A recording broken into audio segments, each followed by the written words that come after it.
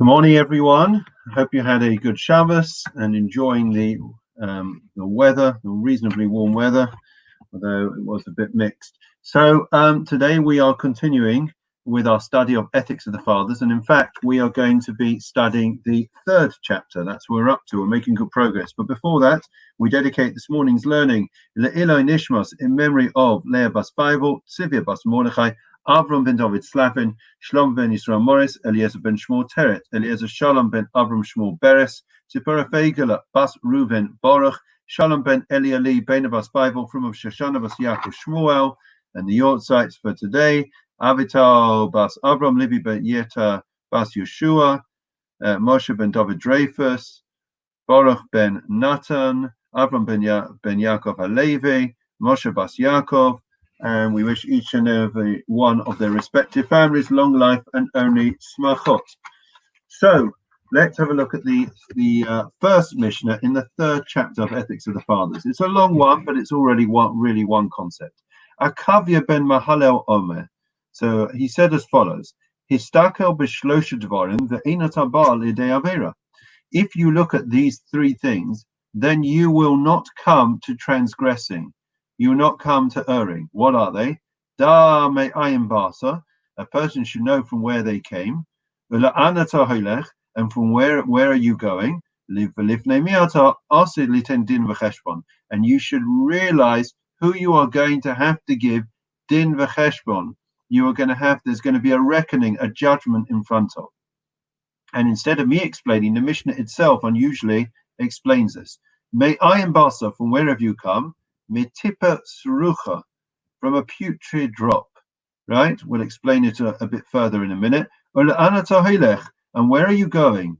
Limokamafa, rima v'salea. Our end is a place of dust, of worms and maggots. And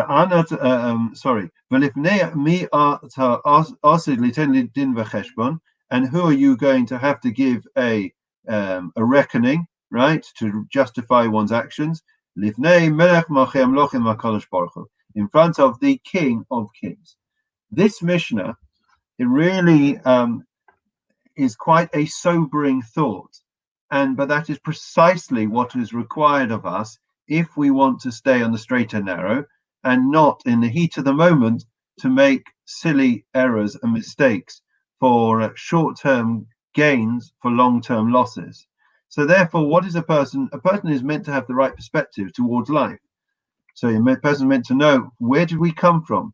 So if we think we're going to be haughty, we think we're becoming something, we should recognize that we come from a putrid drop of semen, right? We come from, we started as nothing. And think about where we are going.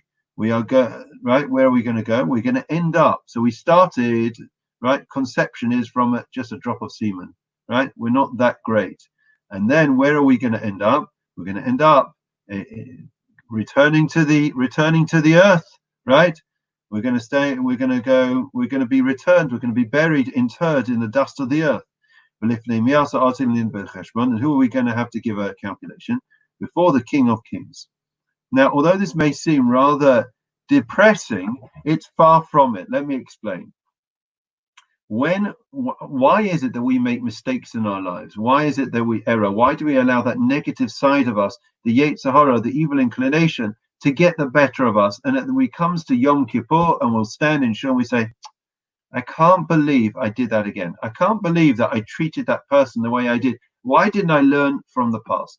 And one of the ideas is that there is a strategy, a military tactic that the Yetzer Hara employs, which gets us every time, and that is it doesn't want us to to take time to pause and to think about the consequences of our actions.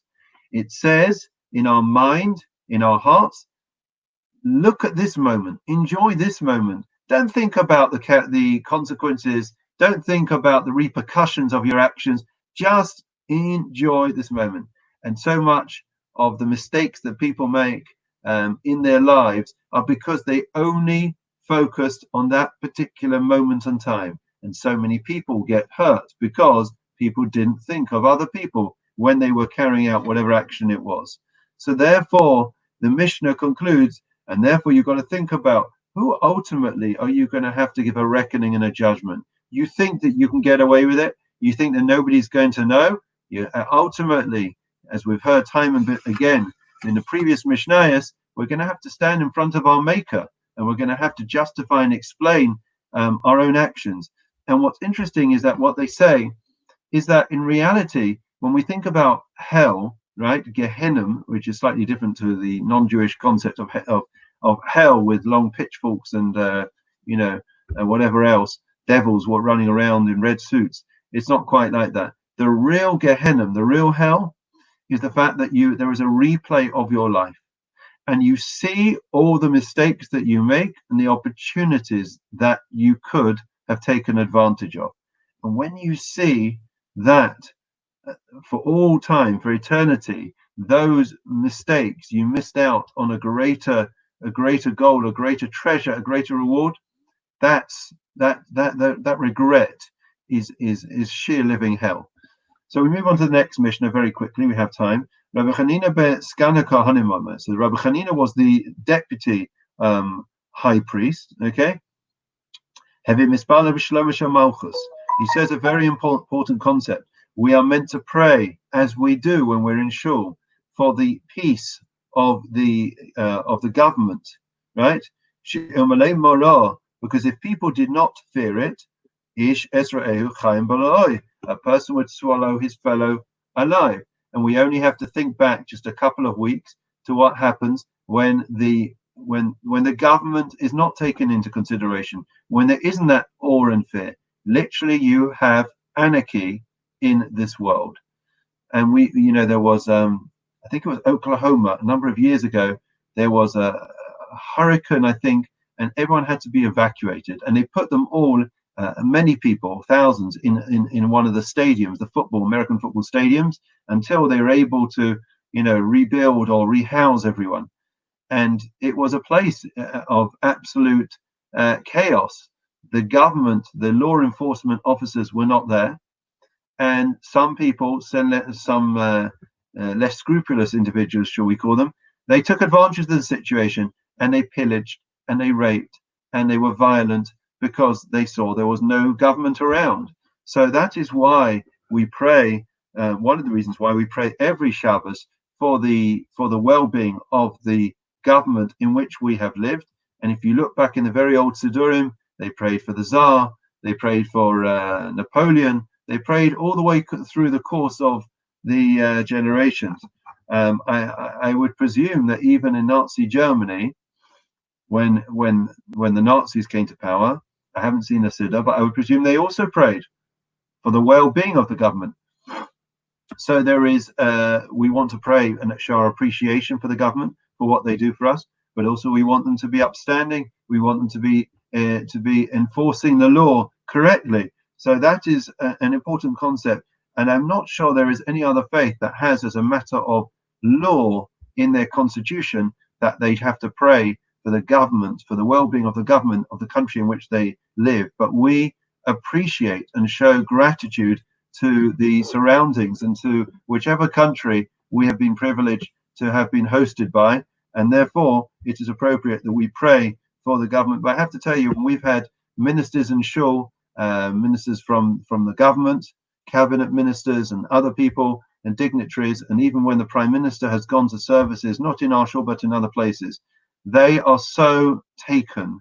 They cannot believe that in a house of worship, as part of our ritual, as part of our prayers, the Jewish people do have and always have prayed for the welfare of the prime minister, president, and government. So we'll stop there, and we will continue now with Psalm 23, and we'll continue tomorrow with the next in the Mishnahs. So find it. Psalm 23, when we affirm our faith and we pray for the well-being of everyone. The Lord is my shepherd, I shall not want. He causes me to lie down in green pastures. He leads me beside still waters. He restores my soul. He leads me in the paths of righteousness for his name's sake. Even when I walk in the valley of darkness, I will fear no evil, for you are with me. Your rod and your staff, they comfort me. You set a table before me in the presence of my adversaries. You anointed my head with oil. My cup overflows. May only goodness and kindness pursue me all the days of my life, and I will dwell in the house of the Lord for the length of days. Memorial prayer.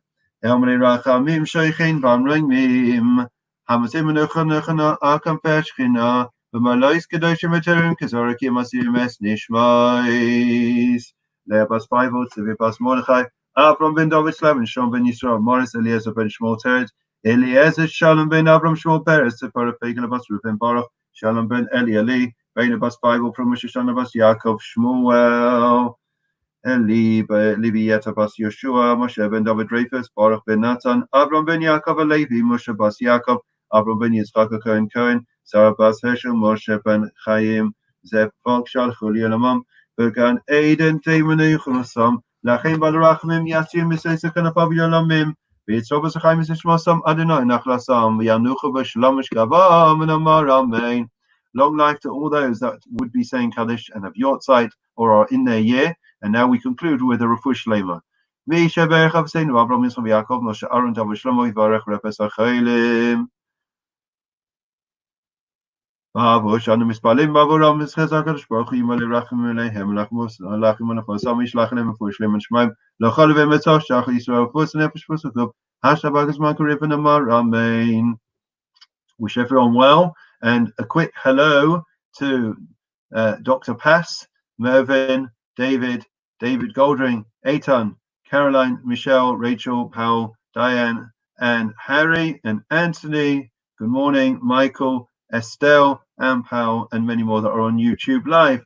We wish you all well. Have a great day. There is a video which is just below this, probably. It's on Facebook, and it is a hack and blog on Liverpool winning the Premier League. Well worth watching and very entertaining at the end. It's only a few minutes long.